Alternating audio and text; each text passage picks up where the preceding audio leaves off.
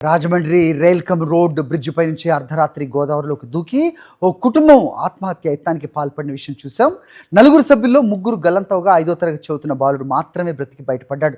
గల్లంతైన వారిలో ఇంటి యజమాని మృతదేహం దొరికింది. ఆర్థికంగా కానీ ఆరోగ్యపరంగా కానీ ఎలాంటి ఇబ్బందులు లేని ఆ కుటుంబం ఎందుకింత దారుణమైన నిర్ణయం తీసుకుంది? మొదట్లో అనేక సందేహాలు వ్యక్తమైన సూసైడ్ లెటర్ అన్ని ప్రశ్నలకు సమాధానాలు తెలిపింది.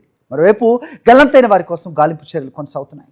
కాకినాడ జిల్లా పిఠాపురం పంచాయతీరాజ్ శాఖలో అసిస్టెంట్ ఇంజనీర్గా విధులు నిర్వర్తిస్తున్న నూకరాజు కాకినాడ అశోక్ నగర్లో నివసిస్తున్నారు.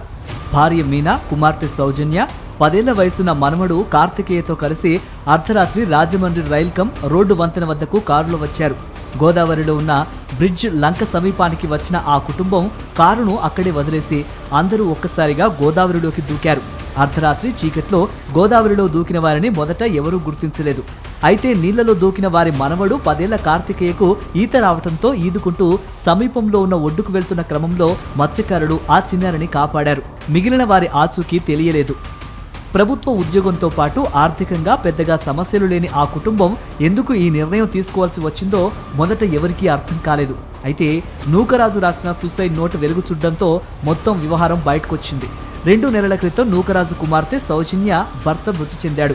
అనంతరం కాకినాడలో నూకరాజు మనవడు కార్తికేయ చేరిన రైఫిల్ షూటింగ్ ఇన్స్టిట్యూట్ నిర్వహిస్తున్న షేక్ సాదిక్ అనే వ్యక్తి ఆమెకు సహాయకారిగా ఉంటానని చెప్పాడని, దానిని తాము అంగీకరించలేదని నూకరాజు లెటర్లో వివరించారు. తమ కుమార్తెను లొంగ తీసుకుని మనవన్ని చంపేస్తానని బెదిరించి విలువైన వస్తువులను, బ్యాంక్ అకౌంట్లను తన స్వాధీనంలోకి తీసుకున్నాడని స్పష్టం చేశారు. పరువు గల కుటుంబంలో ఉన్న తాము తన బిడ్డ హింసపడటం భరించలేక సాదిక్ వల్లే ఆత్మహత్యకు పాల్పడుతున్నామని లెటర్లో వివరించి గోదావరిలోకి దూకారు. ఈ ఘటనకు కారణమైన దుర్మార్గుని శిక్షించాల్సిందిగా లేఖలో కోరారు. ఘటనపై రాజమండ్రి పోలీసులు కేసు నమోదు చేసి దర్యాప్తు చేపట్టారు. 80 పోలీసుల దగ్గరికి వచ్చిన తర్వాత ఒక్కసారిగా వాళ్ళ అమ్మగారు నాన్న మనం ఇంకా చనిపోదాం, దూకేద్దాము అని చెప్పి వాళ్ళ అమ్మగారు ఈ బాబు చేయి పట్టుకుని ఫస్ట్ వాళ్ళ తాతగారుని వాళ్ళ అమ్మమ్మ గారు దూకేశారు. తర్వాత వాళ్ళ బాబు చేయి పట్టుకుని వాళ్ళ అమ్మగారు దూకేశారు. ఆ దూకే క్రమంలో బాబు అది గిరిలిస్తే దానికి ఏలాడుతూ ఉన్నాడు. చాలాసేపు ఉండి ఇంకా ఓపిక లేక బాబు కూడా దూకేశాడు. కారణం ఎందుకు దూకారన్నది బాబు అంటే సరిగ్గా చెప్పలేకపోతున్నాడు.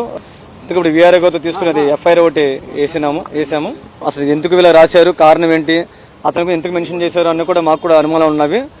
దాని మీద కూడా మేము అతని గురించి ఎంక్వైరీ చేస్తున్నామండి. పోలీసులు షేక్ సాదిక్ పై దృష్టి సారించారు. అతడు ఒలింపిక్ కోచ్ గా కూడా ఎంపికయ్యాడని సూసైడ్ నోట్లో నూకరాజు తెలియజేశారు. కేసుకు సంబంధించి పూర్తి వివరాలు సేకరిస్తున్నారు.